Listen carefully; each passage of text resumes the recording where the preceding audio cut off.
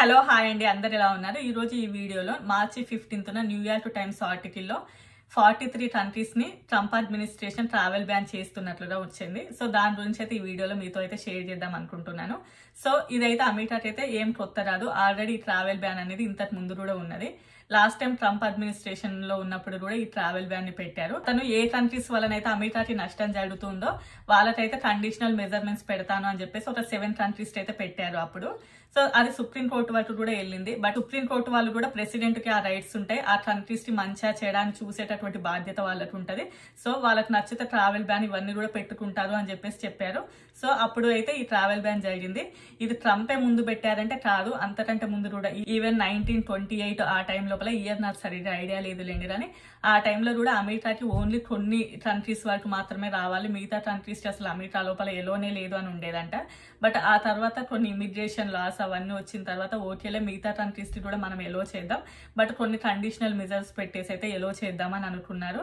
ఈ travel ban పెట్టగానే పెద్దగా ఆశ్చర్యపోయింది ఏమీ లేదు, ఎందుకంటే ఇంతకు ముందు కూడా జరిగింది కాబట్టి. సో దీని మీద పెద్దగా గుండెలు బాదుకునే అంత అయితే ఏమీ కూడా లేదు.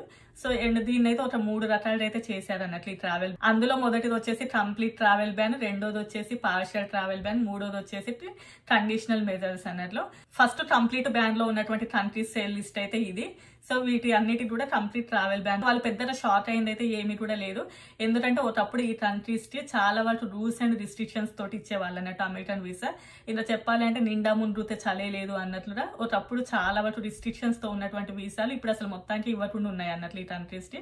అండ్ రిస్ట్రిక్షన్స్ తోటి ఇచ్చేటటువంటి వీసాస్ కాబట్టి వాళ్ళు కూడా పెద్దగా ఆశ్చర్యపోతుండాలి. వచ్చేసి పార్షియల్ బ్యాన్ అన్నట్లు. ఈవెన్ వీళ్ళకి స్టూడెంట్ వీసానే రావచ్చు, విజిటర్ వీసాని రానియండి, ఏదైనా కూడా పార్షియల్ బ్యాన్ అయితే ఉంటది.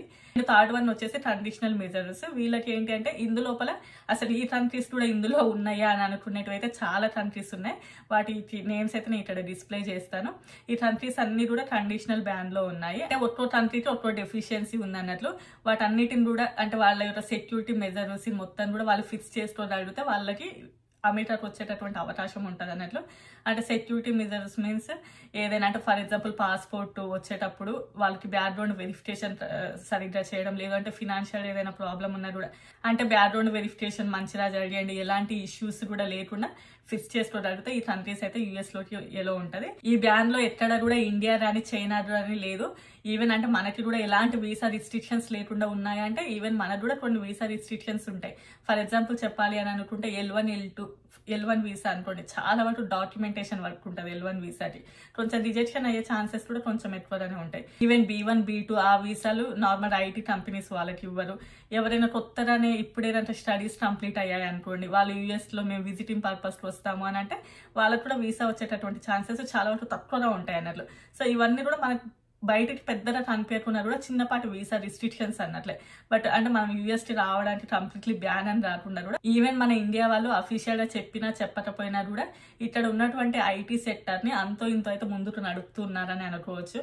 ప్రతి కంపెనీలో కూడా అట్లీస్ట్ 20 to 30% వరకు ఓన్లీ ఐటీ ఎంప్లాయీస్ మన ఇండియన్స్ ఉంటారు.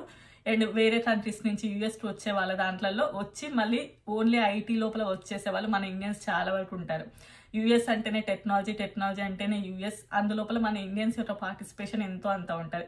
ఈవెన్ మనము ఇక్కడికి వచ్చే వాళ్ళు ఆల్మోస్ట్ అందరూ కూడా చదువుకున్న వాళ్ళే. 16 సంవత్సరాల గ్రాడ్యుయేషన్ నుండి ఆల్రెడీ ఇక్కడ ఉన్నటువంటి ఐటీ కంపెనీస్లలో వచ్చేస్తున్నామని చూపించిన వాళ్ళే H1Bలు ఫైల్ చేసుకొని వస్తారు. మన దగ్గర నాలెడ్జ్ ఉంది, ఆ నాలెడ్జ్ అమెరికాకి చాలా వరకు యూజ్ అవుతుంది కాబట్టి మన మీద ఎలాంటి బ్యాన్ లేదు, ఈవెన్ ఉండదు కూడా. ఈవెన్ ఒకవేళ ఏదైనా బ్యాన్ పెట్టాలి అని అనుకున్నా, ఈవెన్ కండిషనల్ మెజర్మెంట్స్ పెట్టాలి అని అనుకున్నా కూడా చాలా వరకు అమెరికన్ లో ఉన్నటువంటి కంపెనీస్ తప్పకుండా ప్యానిక్ అవుతుంది. అమెరికన్ యొక్క ఎకానమీ చాలా వరకు డౌన్ అయిపోతుంది, ఎందుకంటే మోస్ట్లీ టెక్నాలజీలో మన వాళ్ళు ఆల్మోస్ట్ మంచి పొజిషన్ లో ఉంటారు కాబట్టి. అండ్ అదే కాకుండా సెక్యూరిటీ కన్సర్న్స్ కూడా రేజ్ అవుతాయి. అండ్ గవర్నమెంట్ మీద చాలా వరకు ప్రెషర్ పడుతుంది, ఎందుకంటే ఐటీ లోపల చాలా వరకు అటు ఇటు అయితే.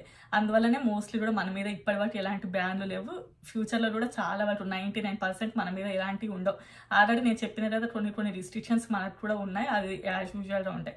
ఈవెన్ మనం ఏదైనా వీసా మీద అమెరికాకు వచ్చిన తర్వాత మనకు కూడా కొన్ని రూల్స్ ఉంటాయి కదా.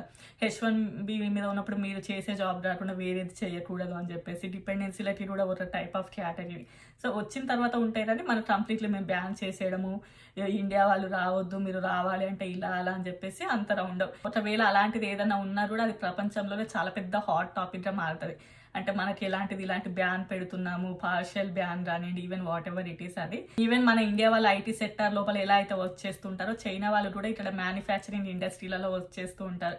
సో అవి నడవాలి అంటే కూడా చైనీస్ అనేటట్టు చాలా వరకు యూజ్, అందువల్లనే వాళ్ళ మీద కూడా ఎలాంటి బ్యాన్ లేదు. అండ్ ఫైనల్లీ అయితే ఇదైతే అథెంటిసిటీ అంటే 95% కన్ఫర్మ్ అవుతుంది అని చెప్పేసి ఆల్రెడీ అఫీషియల్ గా వెరిఫికేషన్ లో ఉన్నటువంటి ప్రాసెస్. ఆబ్వియస్లీ ఈ ప్రాసెసింగ్ అయితే జరుగుతుంది అని చెప్పేసి అయితే ఆ ఆర్టికల్స్ లోపల అయితే చెబుతూ ఉన్నారు. సో ఇంతే అండి ఈ వీడియో అంటే మీకు నచ్చినట్లయితే తప్పకుండా లైక్ చేయండి, షేర్ చేయండి, సబ్స్క్రైబ్ కూడా చేయండి.